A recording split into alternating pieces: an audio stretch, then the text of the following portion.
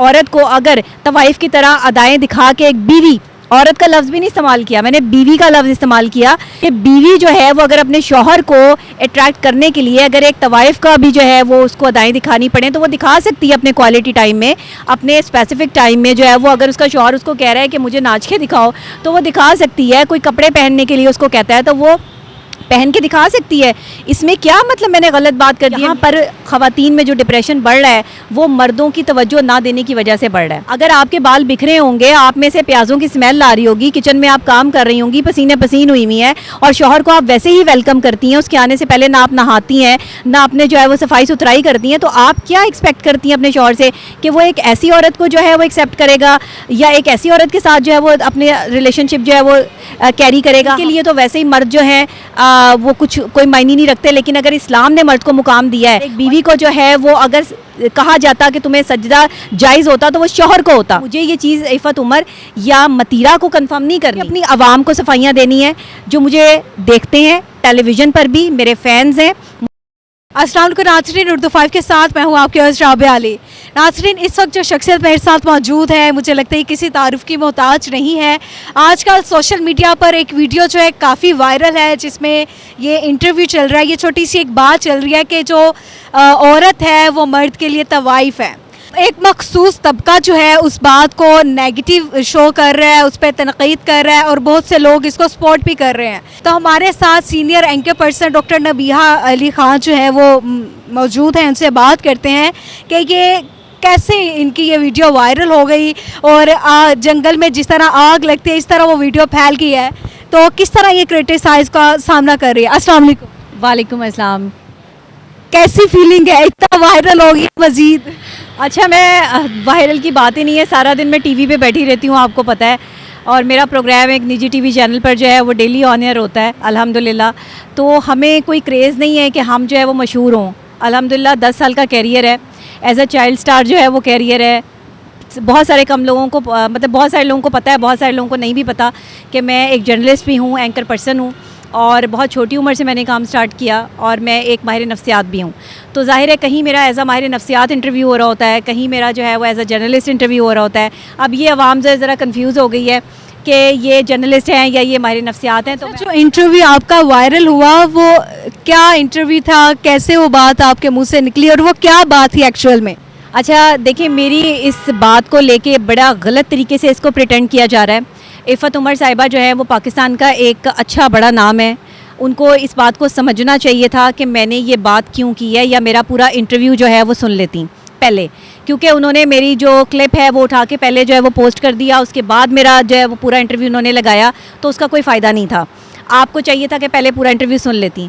उन्होंने कहा कि मैंने औरत को तवाइफ कहा, मैंने औरत को तवाइफ नहीं कहा। पहली बात यहाँ ही आपकी जो है वो सबसे बड़ी गलती मौजूद है। मैंने शौहर और बीवी के रिलेशनशिप पे वो इंटरव्यू दिया, मैंने एक्स्ट्रा मैरिटल अफेयर्स पे बात की, और मेरे अगर इस इंटरव्यू को सही तरीके से सुना जाए तो मैंने उसमें जो है वो ये बात की कि शौहर जो है वो बीवी के होते हुए बाहर क्यों जाते हैं, क्या वजूहात हैं, बीवियाँ ऐसा कहाँ जो है वो कोई खला छोड़ देती हैं जिसकी वजह से शौहर जो है वो बीवियों से बेजार हुए हैं।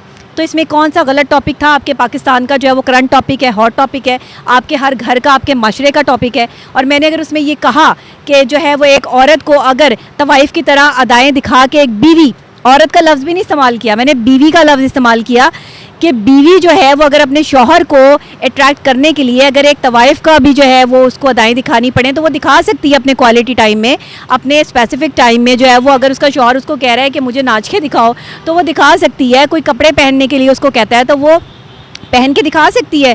इसमें क्या मतलब मैंने गलत बात कर दी है? म्यूचुअल अंडरस्टैंडिंग से जो है वो ये मियाँ बीवी का रिश्ता चलता है। ये मियाँ बीवी का रिश्ता जो है इस तरह से तो नहीं है। जब मियाँ बीवी एक दूसरे का लिबास हैं तो जो शौहर पे जिम्मेदारी आयद होती है वो बीवियों पे भी तो होती है। और फिर दूसरी ख़ास बात, मैं एक और चीज़ करेक्ट कर दूँ यहाँ पे, मैंने अपने बहुत से इंटरव्यूज़ में जो है वो ये चीज़ आवाम के सामने रखी है कि मुझे ये चीज़ इफ़त उमर या मतीरा को कन्फर्म नहीं करनी, मुझे इनसे कोई जो है वो इस चीज़ को कंफर्म नहीं करवाना या सफाइयाँ नहीं देनी। मुझे अपनी आवाम को सफाइयाँ देनी है जो मुझे देखते हैं टेलीविज़न पर भी, मेरे फैंस हैं, मुझे पसंद करते हैं और मेरी बात को समझते हैं। मुझे किसी मखसूस तबके को जवाब देने की कोई ज़रूरत नहीं है, क्योंकि आपको नहीं लोग जानते हैं कि ये किस मखसूस तबके से इनका ताल्लुक़ है और ये कैसी कैंपेन्स चलाते हैं, और इनके लिए तो वैसे ही मर्द जो हैं वो कुछ कोई मायने नहीं रखते। लेकिन अगर इस्लाम ने मर्द को मुकाम दिया है और एक बीवी को जो है वो अगर कहा जाता कि तुम्हें सजदा जायज़ होता तो वो शौहर को होता, तो मुझे बताएं इससे बड़ी बात और क्या रहेगी पीछे। फिर तो आपको क्रिटिसिज्म में आना ही नहीं चाहिए। आपको इस बात समझनी चाहिए कि मैंने बीवी को जो है ये नहीं कहा कि वो खुदा ना खास्ता तवाइफ बन के जो है वो रहे कि और मर्दों के साथ भी अपने ताल्लुकात, नो वे। मैंने ये कहा कि तवाइफ की तरह अदाएं, और अगर जो है वो उसका शौहर ये डिमांड करता है कि भाई उसे जो है वो नाच के दिखाओ या उस तरह के कपड़े पहनो, तो पहन सकते हैं, क्योंकि कुरान कह रहा है कि बीवियाँ तुम्हारी खेतियाँ हैं। आप सूरह निसा पढ़ लें, मैं अगर जो है वो झूठ बोल रही हूँ, आपको जो है वो मेरे पे यकीन नहीं है, एक दफ़ा कुरान पाक, क्या पता इसी बात पे आप कुरान पाक खोल के देख लें और इसका सवाब भी मुझे मिल जाए। अच्छा, जो औरतें तैयार नहीं होती या इस तरह बन सवर के रहती नहीं है, तो उसका शौहर उससे मोहब्बत करना या दूसरी तरफ मुंह लगाना वो शुरू कर दे। तैयार होना रिलेशनशिप को आगे बढ़ाने के लिए बहुत ज़रूरी है, ये मादी चीज़ें ज़्यादा ज़रूरी है। देखें, तैयार होना, आप बगैर तैयार हुए बाहर निकल के इंटरव्यू कर सकती हैं? बताएं, नहीं करेंगी ना। तो आपका शौहर अगर घर आ रहा है और आप उसे तैयार होकर देखेंगी, दिखाएंगी, तो अच्छी चीज़ तो सबको अट्रैक्ट करती है।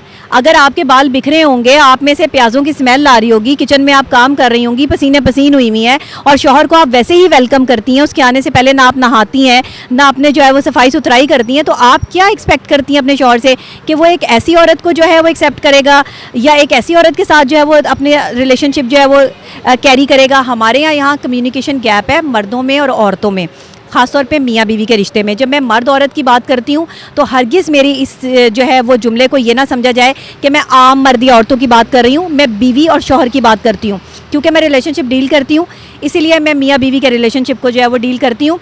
और एक्स्ट्रा मैरिटल अफेयर्स के हवाले से जो है वो ये क्यों बढ़ रहे हैं पाकिस्तान में, इस पर मेरी रिसर्च होती है। क्योंकि जब मैं स्ट्रेस की बात करूं, डिप्रेशन की बात करूं, एंजाइटी की बात करूं, जिसमें मेरी एक्सपर्टीज़ हैं, तो यहाँ पर ख़वातीन में जो डिप्रेशन बढ़ रहा है वो मर्दों की तवज्जो ना देने की वजह से बढ़ रहा है। यानी कि वो बीवियाँ जिन्हें अपने शौहर की तवज्जो चाहिए होती है वो उनकी तवज्जो हासिल नहीं कर पाती हैं, फिर अपनी सहेलियों से मशवरे करती हैं, दूसरे लोगों से मशवरे करती हैं।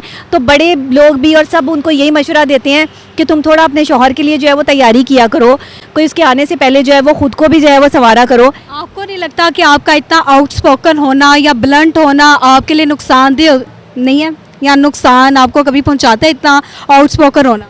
हाँ जी, मुझे बहुत नुकसान होता है सच बोलने से, लेकिन मुझे इस नुकसान से फ़र्क इसलिए नहीं पड़ता क्योंकि हर इंसान यहाँ सच बोलने के लिए आया है। ये हमारी कबाहतें हैं कि हम सच बोलना नहीं चाहते और झूठ पे मबनी ज़िंदगी में जो है वो खुश रहना चाहते हैं। हम चाहते हैं कि एक फ़ैंटेसी वर्ल्ड हो और हम उसमें खुश रहें। हम झूठ की दुनिया पर जो है वो जो है यहाँ पर इत्तफ़ा करके बैठे हुए हैं कि हम झूठ की दुनिया में जी रहे हैं। सच बोलना सीखें, सच का सामना करना सीखें। मुझे ये भी पता है कि पाकिस्तान में सच्चे लोगों को जो है वो क्रिटिसाइज़ किया जाता है, इसी तरह से सच्चे लोगों की बात को जो है उन्हें पागल कहा जाता है, जो कि अब कहा भी जा रहा है। तो ये जो मर्ज़ी कहें, सच्चा इंसान पागल ही होता है।